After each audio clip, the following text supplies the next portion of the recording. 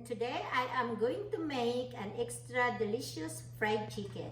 And this is my second tutorial for how to make fried chicken. And I thought I am going to give you a better, clear instruction. So let's start it. These are the ingredients I have. I have calamondin, and which is calamansi in Tagalog. I have cumin powder, coriander powder, and I have a onion powder, lemon peel, soy sauce, gluten-free, and minced garlic, tablespoon of salt. So okay, first I'm going to squeeze the calamondin into the chicken.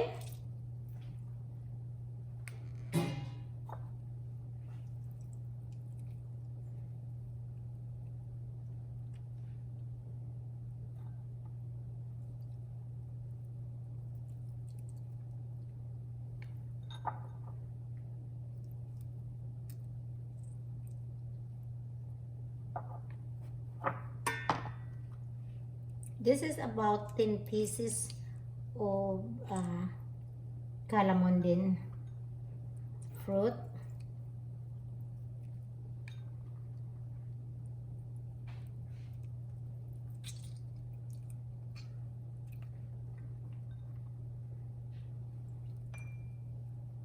Or if you don't have a calamondin, you can substitute with lemon or lime.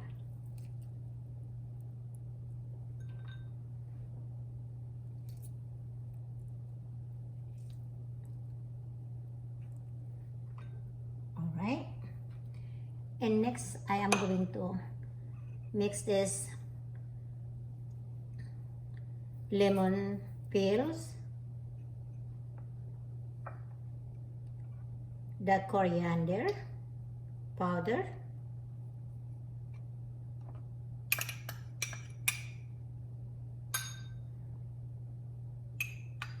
the cumin powder, onion powder,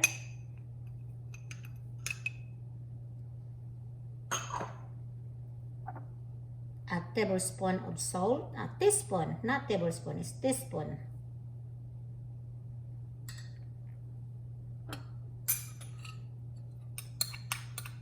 And a tablespoon of minced garlic.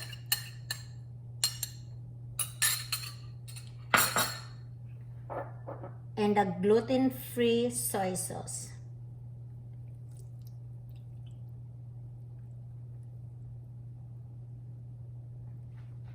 Alright, and let's mix all together.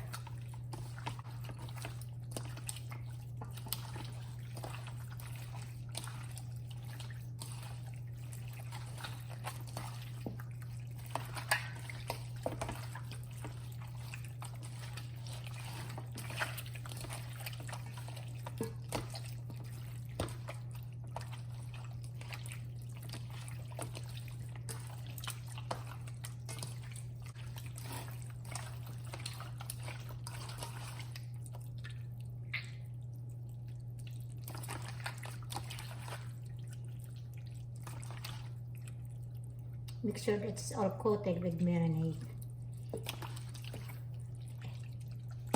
There you go.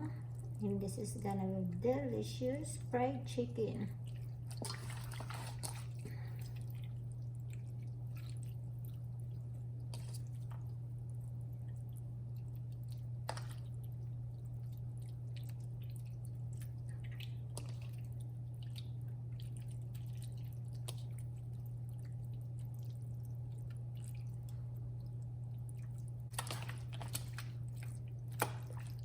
Alright, and let's cover an aluminum foil, and I'm gonna refrigerate it for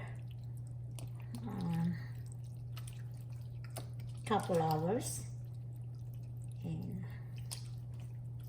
continue cooking.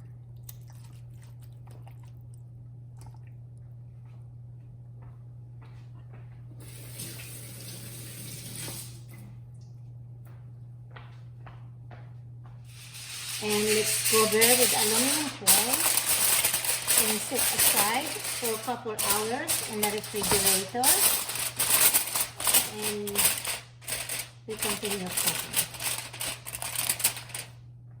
Okay, let's begin cooking the marinated chicken.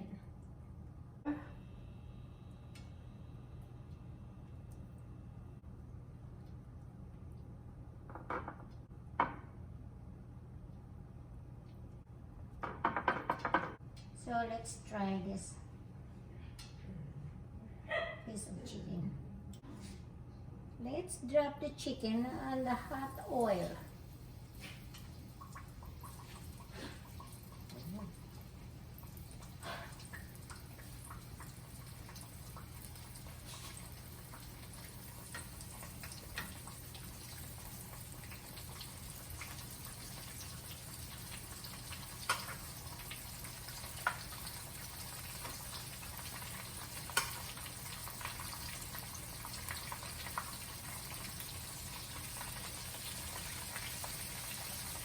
This is very big piece of chicken.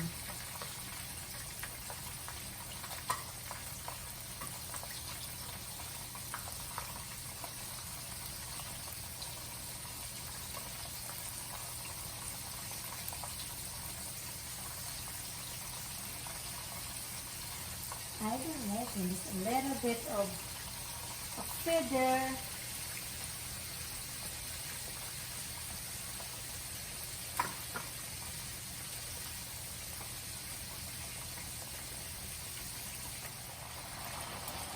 So look at this.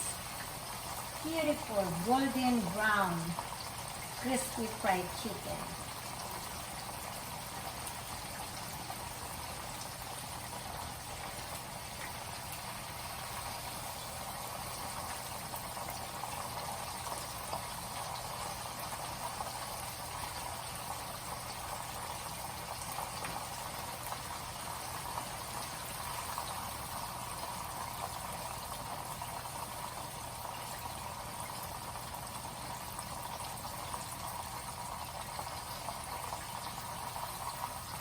You see how that? It's totally crispy. Crispy, crispy, crispy.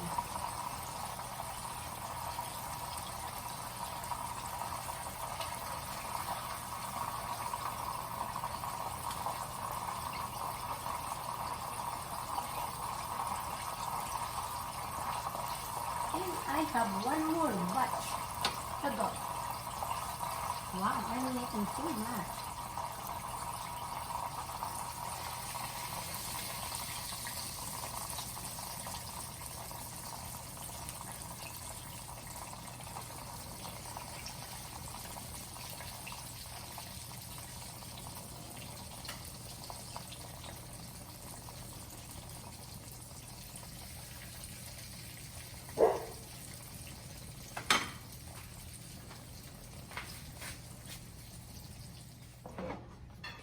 Please like, comment, and subscribe for more videos. Thank you.